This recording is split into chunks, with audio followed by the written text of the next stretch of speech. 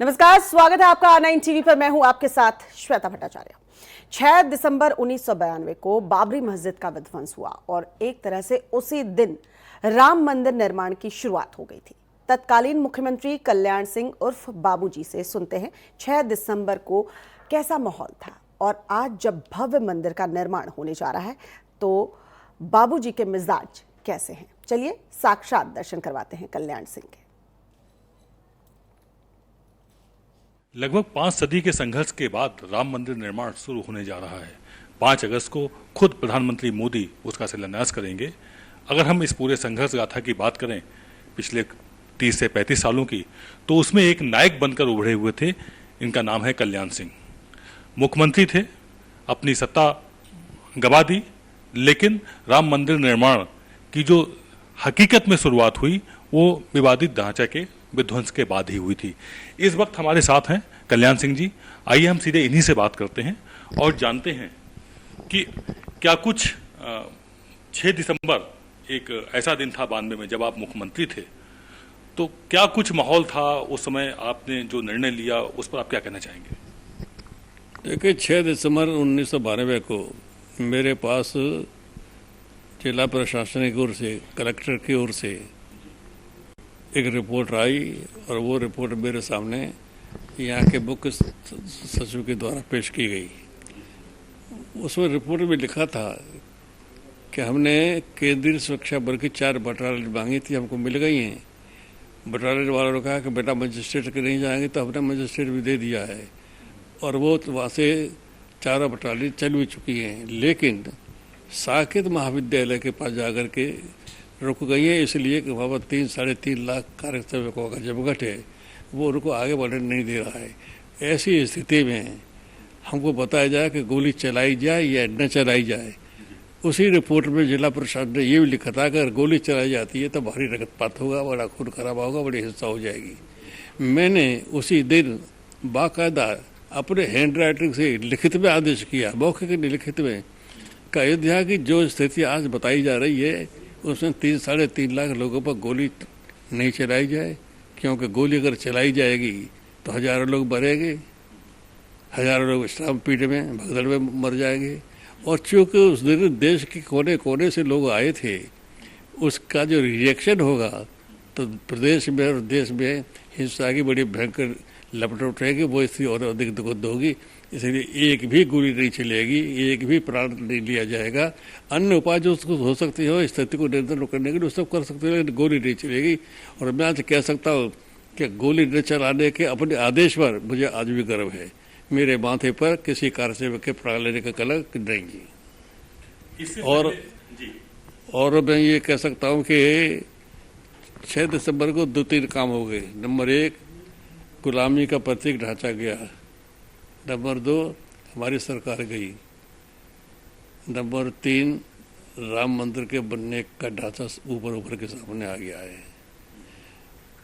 और मुझे गोली न चलाने के अपने आदेश में तब भी गर्व था, आज भी गर्व है। सरकार चली गई तो सरकार जाने का न तब गम था मुझे, ना आज कोई गम है। अपने हाथ से लेकर के 2 लाख का इस्तीफा देकर मैंने गवर्नर को दे दिया था। सुप्रीम कोर्ट ने मैंने कहा था कि हम सुरक्षा करेंगे, ढांचा सुरक्षित नहीं रह सका इतनी भीड़ के सामने, तो उसके क्या बतादा कर दी। उसी दिन हमने तत्काल इस्तीफा दे दिया, नैतिक जिम्मेदारी लेते हुए। मैंने किसी अधिकारी पर इसका दोष नहीं मुड़ा। आप कह रहे हैं कि आपको गर्व है कि आपने एक गोली नहीं चलने दी। एक और नेता हैं, वो कहते हैं हमको इस बात का गर्व है कि हमने गोली चलाई। उस पर क्या कहना चाहेंगे? और तमाम कार सेवक मारे गए थे। इस पर मैं कोई टिप्पणी नहीं करना चाहता। उनको उस पर गर्व है, भगवान उनको सद्बुद्धि दे। आपने राम के साथ रोटी को भी जोड़ा हुआ था। आपने एक स्लोगन दिया हुआ था, राम और रोटी। उस पर राम के साथ रोटी को जोड़ने का मेरा तात्पर्य था और मुझे लगता है वो तात्पर्य पूरा होने जा रहा है। राम मंदिर के निर्माण के साथ साथ अयोध्या के विकास पर बड़ा विशेष ध्यान दिया जाएगा। पास में एक और त्रेता युग की अयोध्या के पैटर्न पर एक और नगर बसाया जाएगा और इन सब बातों को लेकर के अरबों रुपये का खर्चा आएगा, योजनाएं बनेंगी, लोगों को रोजगार मिलेगा, लोगों में संपन्नता आएगी और एक प्रकार से राम और रोटी दोनों का मेल मिल जाएगा। यही मेरी भावना थी जो साकार होने जा रही है। शिवसेना कहती है कि विवादित ढांचा हमने गिराया था, शिवसैनिक थे उन्होंने गिराया था, उस पर कुछ कहना चाहेंगे? बाला साहब ठाकरे ने बात बोली थी। मैं तो जितने भी वहाँ कार से आए थे सबको श्रेय देता हूँ। ऐसा सैलाब था कि जिसके ऊपर किसी का कोई कंट्रोल करना भी चाहता तो हो ही नहीं सकता था। और देखो सच बताए ना तो सच्चाई तो ये है कि सैकड़ों साल से करोड़ों हिंदुओं की भावनाएं जो आहत की गई थी उनका उस दिन 6 दिसंबर को स्वतः स्फूर्त विस्फोट था, स्वतः स्फूर्त विस्फोट था, क्योंकि 500 साल तक संघर्ष किया था, कभी सफल नहीं हुआ। और कौन जाने 6 दिसंबर 1992 कई तारीख तय कर रखी है विधाता ने, उस दिन हो गया सो हो गया। आपको इस चीज का अंदेशा पहले से बिल्कुल भी नहीं था कि वहां पर 3-3.5 लाख कार सेवक इकट्ठा हैं और वो ऐसा कुछ कर सकते हैं? यही तो कहता हूँ मैं, किसी को कल्पना नहीं थी।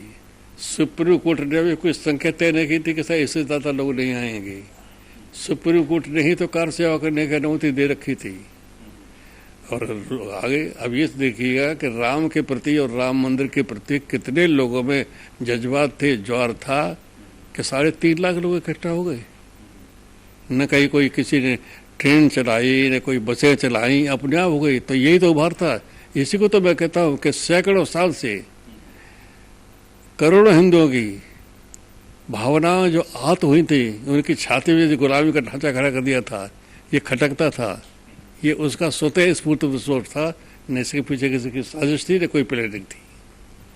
तमाम तरह के संघर्ष में बलिदान हुए, कोठारी बंधु थे और इस तरह से ऐसे अनगिनत लोग, एक तरह से कहा जाए तो राम मंदिर निर्माण से पहले जो संघर्ष हुआ उसमें शहीद हुए एक तरह से, तो उसके बारे में कुछ कहेंगे? नहीं, जो राम मंदिर की खातिर शहीद हुए मैं उनके प्रति बहुत ही भावभीनी श्रद्धांजलि अर्पित करता हूँ और इतिहास के पन्नों में उनका नाम जाएगा, वो इतिहास पुरुष हो गए। कल्याण सिंह जी, इतिहास पुरुष तो आप भी हो गए, आपने भी एक शुरुआत जो की हुई थी आज मूर्त रूप लेने जा रही है। अब ऐसे में आपकी कोई इच्छा, आप कुछ भगवान राम से, रामलला से कुछ कहना चाहेंगे, कुछ मांगना चाहेंगे, वो आप शेयर करिए जरा। देखो भाई, हमारी एक इच्छा है कि 5 अगस्त को राम मंदिर के निर्माण के लिए भूमि पूजन करने के लिए देश के प्रधानमंत्री आ रहे हैं और जैसा दिव्य और भव्य रूप बनेगा मंदिर का, इसमें कम से कम 3 साल लगेंगे। परमात्मा हमको 3 साल की मोहलत और दे दे, एक बार हम राम को उस दिव्य और भव्य मंदिर में देख करके उनके दर्शन करके दुनिया छोड़ देंगे, दुनिया से चले जाएंगे, फिर कह देंगे भाई ठीक है राम, हमारा काम हो गया, अब हम तुम्हारे पास आ रहे हैं। ये थे कल्याण सिंह जी, पूर्व मुख्यमंत्री उत्तर प्रदेश। आपका कहना है कि अब आपके जीवन की एक अंतिम अभिलाषा है, वह यह कि एक भव्य और दिव्य राम मंदिर का निर्माण हो जाए और उसके दर्शन जरूर हो जाएं। कैमरा पर्सन राजकुमार के साथ आदित्य द्विवेदी, R9 TV, लखनऊ।